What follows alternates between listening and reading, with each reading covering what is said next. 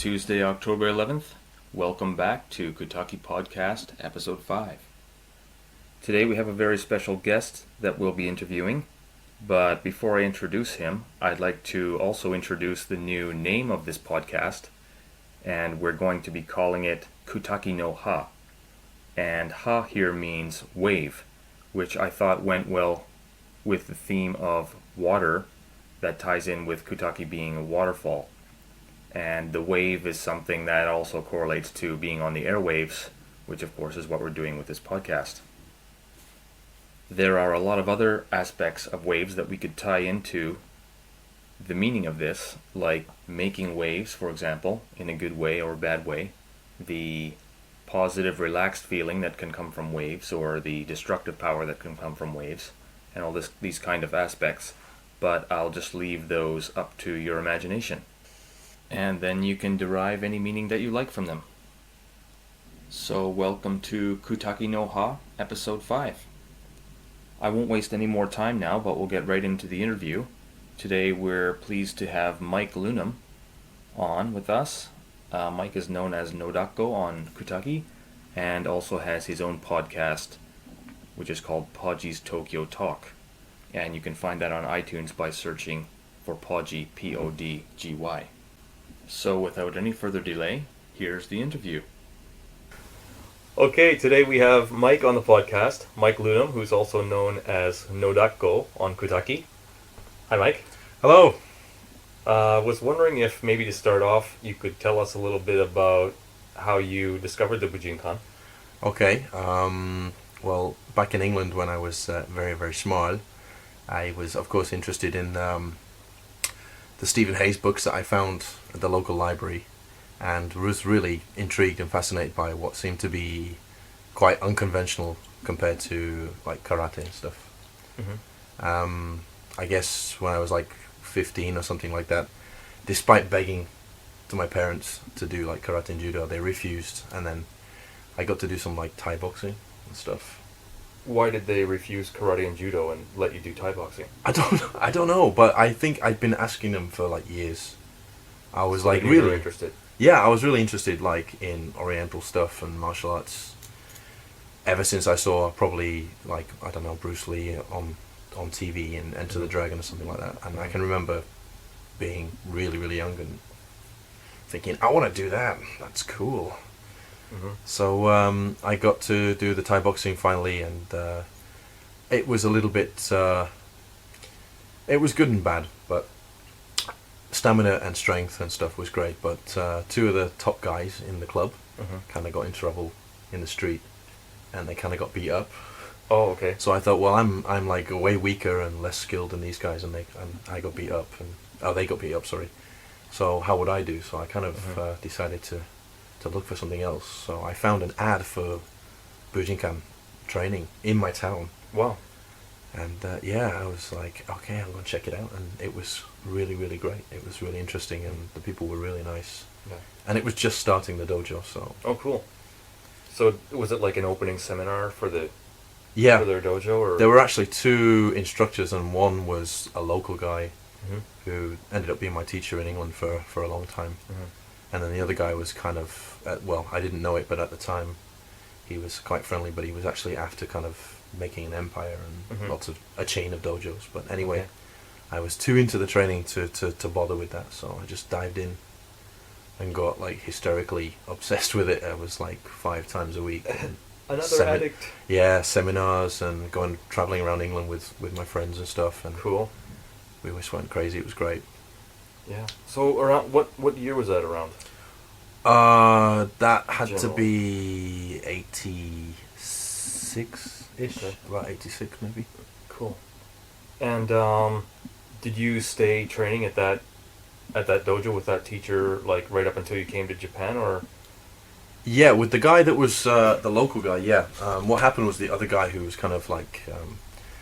He rushed into rank, and so originally those two guys, the local guy and the other guy, were both the same. In fact, the local guy was more experienced, and the other guy realized that there was like a bit of a fortune to be made if he kind of rushed the rank and set up all these dojos, and it kind of made him implode. He kind of got greedy, and people saw that and kind of like went to other dojos or went to the local dojo where I was Yeah. at. Yeah. And he didn't do too well out of it. He got rank and he got what he wanted, but he lost friends and he lost a lot of stuff.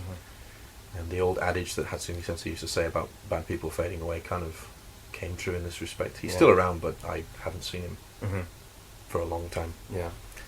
Well, I don't think you're unique in that situation. Unfortunately, I think that kind of happens here and there in the Bujinkan, or has happened in the history of the Bujinkan in many places. Yeah, it's a repeating cycle Yeah. of nastiness. Of nastiness. But we also have the good ones as well. Yeah, well, the thing is, I don't know about anybody else, really, but my friends and I that went through that stage of realizing this guy was quite out of tune with what it should be training-wise and morality-wise, we all became a lot closer, and we became like a family, the group of people that stuck around in the dojo that didn't get put off. And we all became really great friends, and those friends are still like my best friends, and we still train, and when I go back to England, always do some training and stuff, and it's great. You're still in touch with the original guys that you started out with. Yeah, yes indeed. Great. And how long did you train in England before coming over? It was about 6 years, maybe 6 years. Okay. And I thought I knew something about Taijutsu, but we decided to come over, and my teacher, the local guy, had been over here a couple of times with some high-ranking people from England, who shall remain nameless, remain nameless even. And so I came over on his like second or third trip. Okay. For 3 weeks, and then kind of got shipwrecked and stayed around. And realised that I didn't know. Oh God, I knew less than nothing. Yeah. All the basics were really not basic. They were terrible. So did you just stay that 3 weeks at that time, or yeah, and then go back? And my friends and my teacher went back. Oh, so you stayed here? Yeah, and I just stayed. I thought if I go back, I don't know if I'll ever come back again. Yeah. You know. Yeah. I don't know where I'll be if I get back to England. So I thought while I'm here, I should just capitalise on the chance. And yeah, it was Aeroflot that brought me over, so I was afraid. Afraid to go afraid back. of Moscow airport. So. Afraid of another flight. Yeah. What could possibly happen? So I stuck around, and I thought, well, it was 3 weeks, and then I thought, well, I'll try a month, because I had a return ticket, so. And it just turned into a little bit longer, then the tourist visa kind of needed to be renewed at the time, so. And I did the jump out of the country and back in, and did that for a while. Great. And then you picked up work gradually as time went on? You know, as you said, it's all about contacts and stuff, so I managed to make some really good contacts, and you know, you've got a network in Japan, you've got to not necessarily schmooze, but not in the American sense or the Western sense, but be on good terms with people, and always be prepared to do somebody a favour without wanting anything back, and that will enhance anything. Relationship wise, it's great. Yeah, it's what the Japanese do over here all the time. Yeah, that's just their way of relating to each other, I think. Yep. The way their society works. If any of the listeners come over here and they have glasses, spectacles, and they get broken, you can just walk into like an optician's here and they'll fix them for free. They don't ask any money at all. It's like one of the first things I found out about when I brought my glasses when I came. Wow. It's cool, and that's just part of that. They'll do it because they know that if they do you a good deed, you'll probably come back and buy something in the future sometime. So it's usually like that. A lot of things in Japan are like that. Like stores and stuff will do freebies. Sometimes those are good.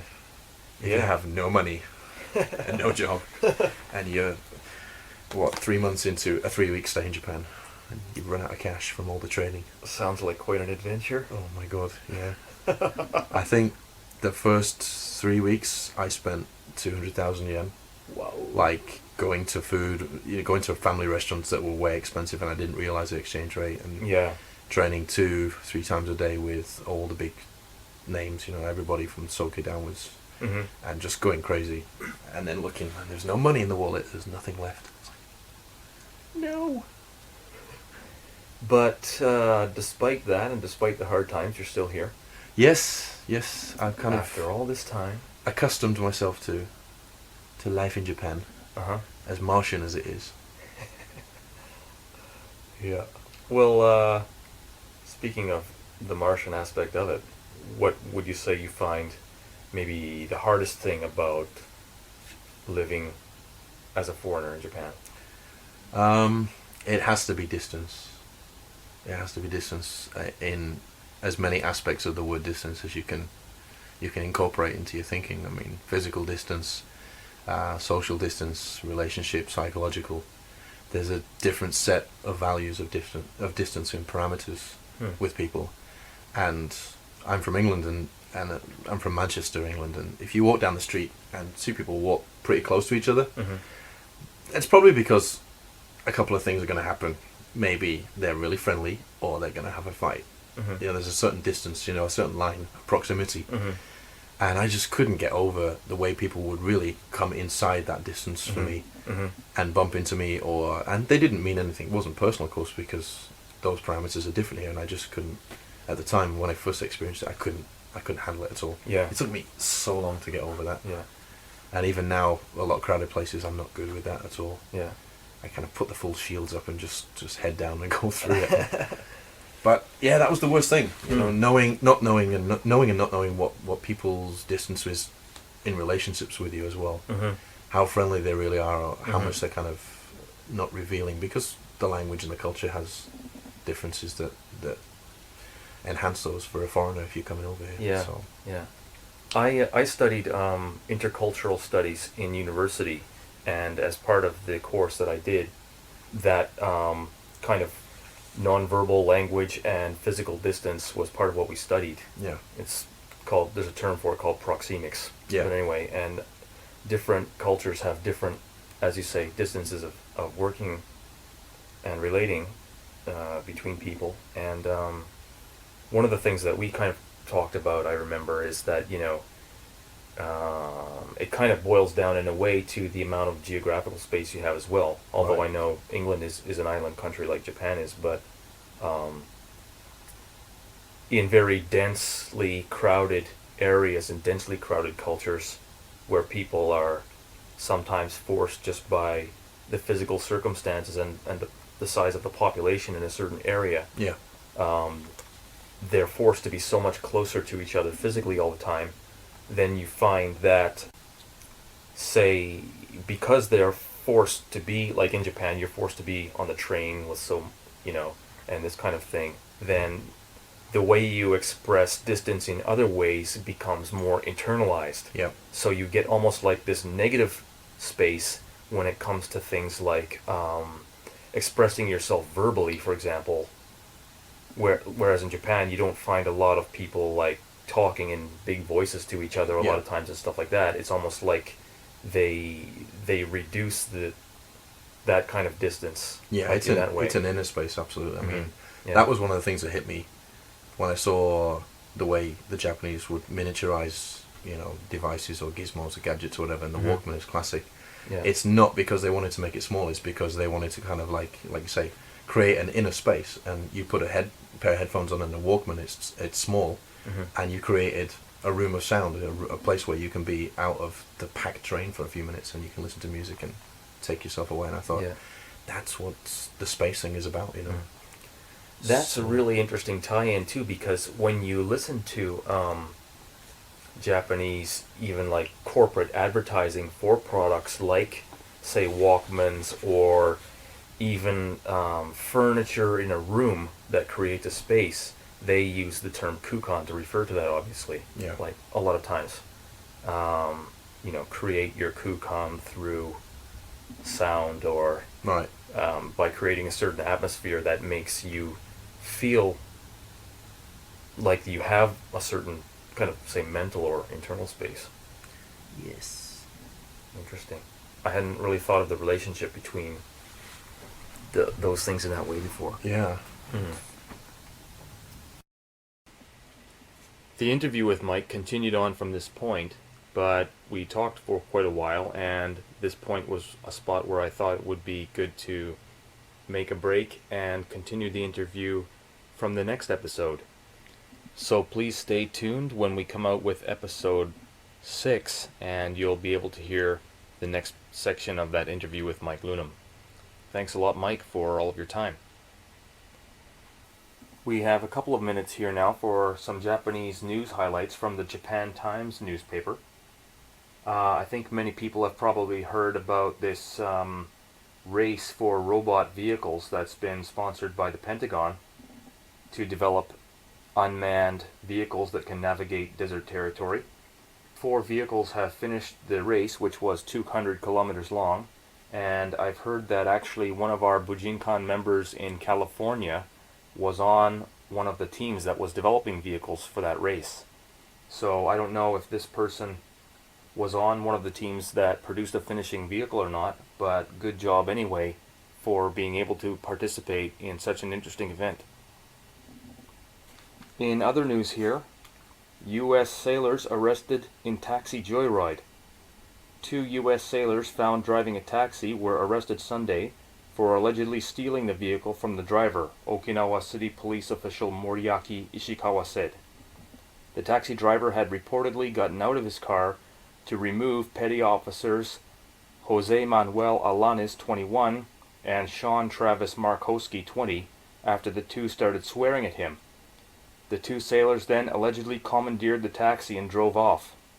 Alanis and Markowski are assigned to the U.S. Navy's Camp Shields in Okinawa. Nice going.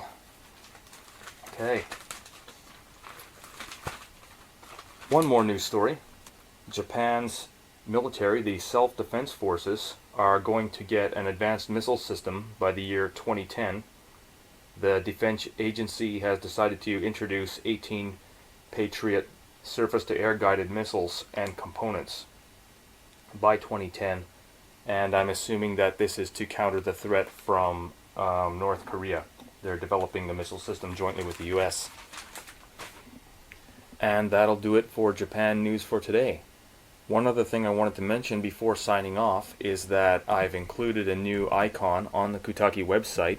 It's on the left side of the screen in one of the menus, and it's a podcast icon that people can just click and drag directly into iTunes, and iTunes will automatically subscribe them to the podcast if they do that.